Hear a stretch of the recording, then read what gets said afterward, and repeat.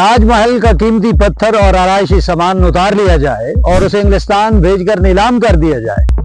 जी हाँ, ये दहाई है 1830 की, जब ईस्ट इंडिया कंपनी ने संजीदगी से गौर करना शुरू कर दिया कि ताजमहल का कीमती पत्थर और आराइशी सामान ताजमहल की इमारत से उतार लिया जाए और उसे इंग्लिस्तान भेजकर नीलाम कर दिया जाए।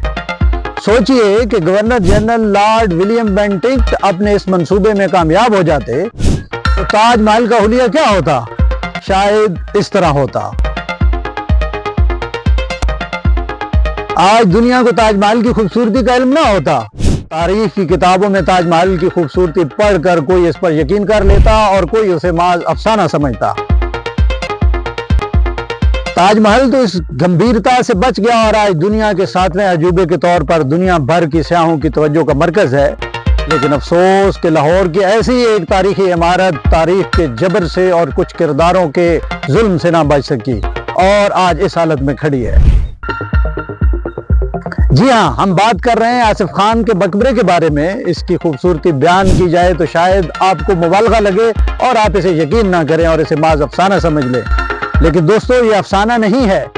इसके मुतालिक तारीख लाहौर के मुसन्निफ कन्हैया लाल हिंदी ने कहा था कि आसिफ खान का मकबरा जिस कंपाउंड में मकबरे जहांगीर के साथ वाक़या है, इसका सानी सिवाय ताजमहल के हिंदुस्तान भर में न था। जी हाँ, ताजमहल के बाद हिंदुस्तान की दूसरी खूबसूरत तरीन इमारत कन्हैया लाल ने मकबरा आसिफ खान की जो तस्वीर कशी की है, इसके मुताबिक मकबरा आसिफ खान शायद कुछ यूं होता। सोचिए, ताजमहल की मिसल एक इमारत लाहौर में होती तो सियाहत के एतबार से लाहौर की अहमियत किस कदर बढ़ जाती।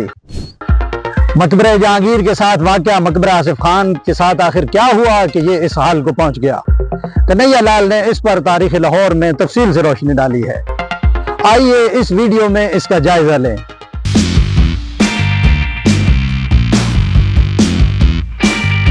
मकबरा जहांगीर के बरकती दरवाजे से दाखिल हों तो सामने अकबरी सराय बाएं खोले आपकी मुंतजिर होती है। इस चौराहे से दाएं जानिब बाग़ दिलकुशा चले जाते हैं जहां मकबरा जहांगीर वाक़या है। बाएं जानिब मकबरा आसिफ खान वाक़या है। आसिफ खान शाहजहां का सिपहसालार, मलका नूरजहां का भाई और मलका मुमताज महल का वालिद था। जी हाँ, वही मुमताज महल जिसकी याद में शाहजहां ने ताजमहल तामीर कराया था। शाहजहां के वालिद जहांगीर थे। जहांगीर की वफात के बाद तख्त ताज की कशमकश शुरू हुई तो यह आसिफ खान था जिसकी बदौलत शाहजहां को इक़्तिदार हासिल हुआ। बाद अज़ां आसिफ खान की कोशिशों की वजह से शाहजहां की सल्तनत को इस्तेकाम भी हासिल हुआ। आसिफ खान हकीकी मानों में शाहजहां का दस्ते रास्त और उसका मोहसिन था। शाहजहां हमेशा इसके एहसानात का दम भरता रहा और उसे अपने कुर्ब से नवाजता रहा। आसिफ खान की वफात हुई तो शाहजहां को बेहद सदमा हुआ। उसने आसिफ खान के एहसानात का बदला यूं चुकाया कि अपने वालिद जहांगीर के मकबरे के पास ही इसका शानदार मकबरा बनवाया। ऐसा मकबरा जो जहांगीर के मकबरे का हम पल्ला था। आज आपको मकबरा आसिफ खान खंडर की सूरत में नजर आता है। जब ये बना था तो इसकी शान ही और थी। शाहजहां ने यह मकबरा बुनियाद से सर तक संगमरमर से बनवाया था। अंदर मकबरे का फर्श भी संगमरमर का था। कब्र का चबूतरा और कब्र भी संगमरमर की थी। चारों तरफ बाहर जो वसी चबूतरा था, इस पर एक लंबी सिल संगमरमर की नस्ब थी और चबूतरे की दीवारों पर संगे सुर्ख नस्ब था। मकबरे के बाहर चारों सिमतों में 4 हौज अब भी मौजूद हैं। ये फव्वारों वाले हौज थे। इनके किनारों पर भी संगमरमर की चौड़ी सिलें जुड़ी हुई थी।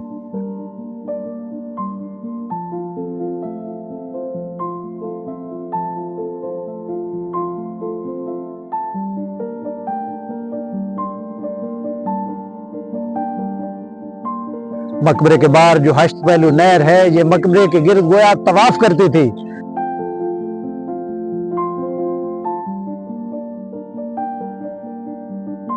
मकबरा आसिफ खान जिस अहाते में वाक़या है, इसमें आजकल सिवाय इस मकबरे के और कोई इमारत नहीं है।